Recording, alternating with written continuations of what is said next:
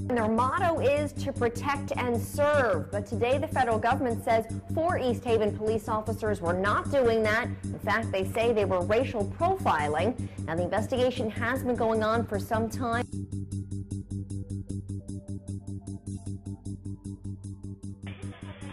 what are you doing? The reason why you have the camera on me? Yes. Why is that? I'm taking a video of what's going on here.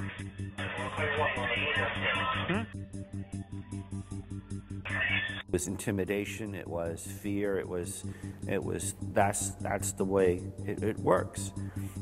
Racial profiling diverts limited law enforcement resources away from finding actual criminal and national security threats. It also diminishes trust between law enforcement and affected communities, and in conjunction with that, violates fundamental rights of fairness and equality. In 2012, East Haven became a flashpoint for racial tension between police and ethnic communities in Connecticut. What happened in my country store is that the store owner had been harassed over several months. The police were outside the store every day. The store owner had old license plates tacked to the wall. You would see them at bars and restaurants, typical things. And so, under the pretense that somehow that they were selling license plates out of the store, which was ridiculous, and ordered them to take the police officers ordered them to take them down. The police officers were outside, and one police officer entered the store. I wanted to ask him a question. He pushed past me without answering me and walked straight to the back of the store. They said you have to take down all the license plates because they are illegal to have them up there.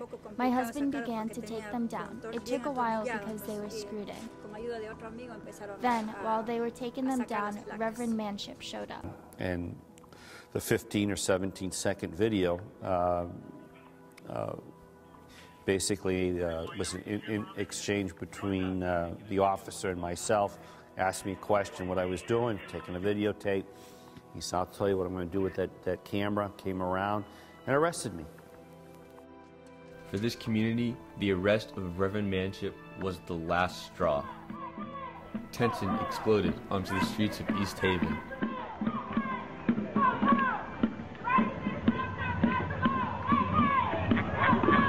We support East Haven PD. A community divided revealed a state split over cultural and racial lines.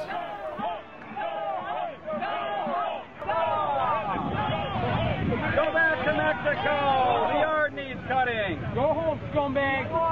Go home to Mexico! This is America! What are you looking at? This is very hard for us. For many years, we have been really intimidated, afraid, so afraid to go out in the streets because they might stop us for any reason, and that we would lose customers at the store.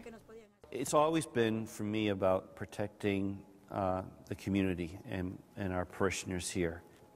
People were invited to go and speak with a team of law interns from the Yale Law School, and they basically told them gave them their stories of their encounter with the police department. The DOJ Civil Rights Division found a pattern and practice of racial profiling in the police department, which brought about a consent decree, a court order,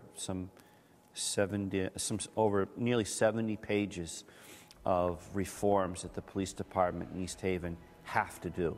This led to the arrest of 5 officers in East Haven, arrested, tried, and convicted for civil rights violations and sentenced to 30 months in prison. The officers abused their positions of authority to deprive people of their constitutional rights under color of law. In simple terms, they behave like bullies with badges. For Manship and the community of East Haven, justice had been served.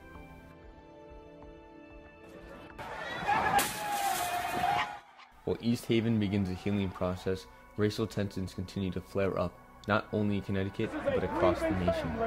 That deserves answers for their son.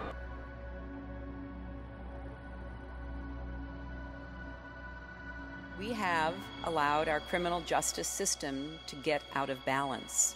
The violence has to stop. He said that we were being loud. He didn't like that we were talking Spanish. I ended up getting put in handcuffs, getting slammed on the ground. I had scratches on my knees, scratches on my ankles, put in a cop car, used excessive force, and nothing was ever done. I put a complaint on the police officer after everything was said and done, but nothing was ever done.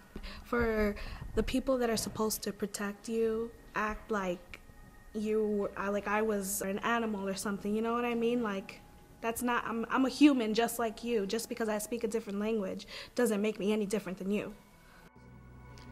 My definition of racism is someone else making fun of another group because they believe that they are better than them some way, or they have a stereotype against them. Well, it's been seeming to get more relevant because of what we're seeing on the news or on social media about Ferguson and Tamir Rice and Eric Garner. Well, I've definitely seen racism towards the Black community and the Latino community. I think in order for it to be helped, I don't know like what we could do in order for that to be helped. It's kind of, because it's so one-sided, like the police want one thing, different races want another thing. I don't know how that could be resolved. With the mistrust on national and local levels, police and local activists are taking the first steps towards reconciliation, one step at a time. Maria Gonzalez works with the Latino community in Torrington, Connecticut.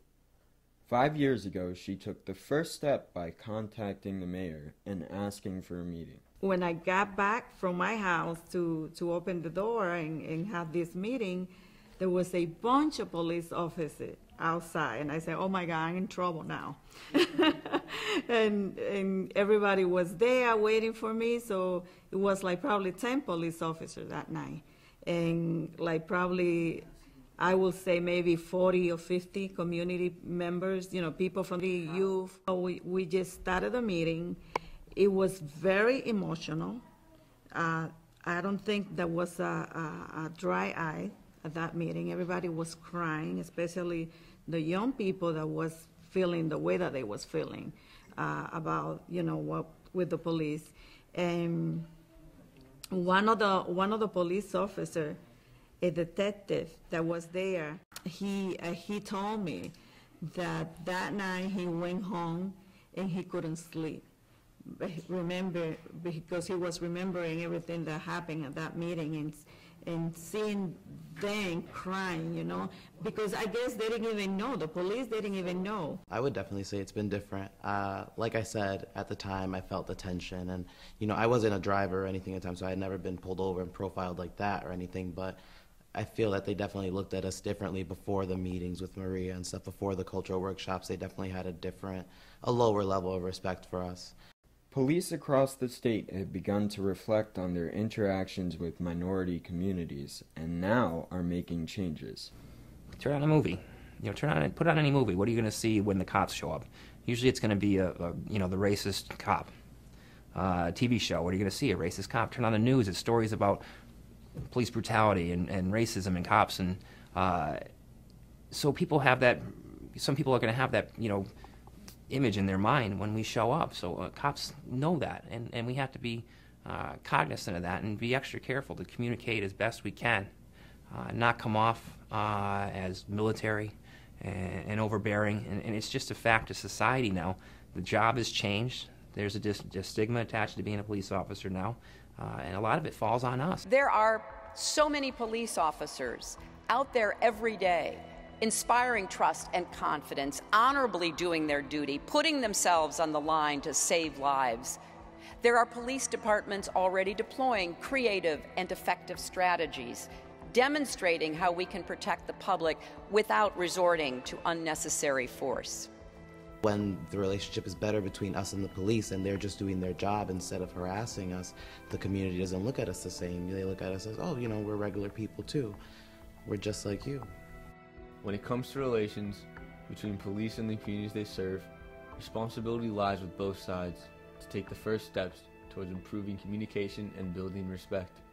A house divided cannot stand. It is essential to overcome our prejudices and uphold a commitment to cultural acceptance nationwide. Right now in Torrington, if something happened, because we're not perfect, I mean, things are going to happen, but if something happened now and people come to me or call me, I'm not going to call the newspaper, I'm going to call the chief. And I'm going to say, Chief, this is what's going on. So there are issues, there are always issues. There's communication issues, there's people think that there's humanitarian issues, but there's justice issues too, and our police force is trying very hard to overcome a lot of that. These things are going to happen. That's not the time to reach out to the community and ask for support. You need to already be out there and with them and working together before these things happen. We live in the state of Connecticut in probably the most segregated state by economy. We have pockets of extreme wealth and pockets of extreme poverty. You got to walk in other people's shoes. You got to come out of your own and allow your world to open up a bit more and getting to know people who are different than you.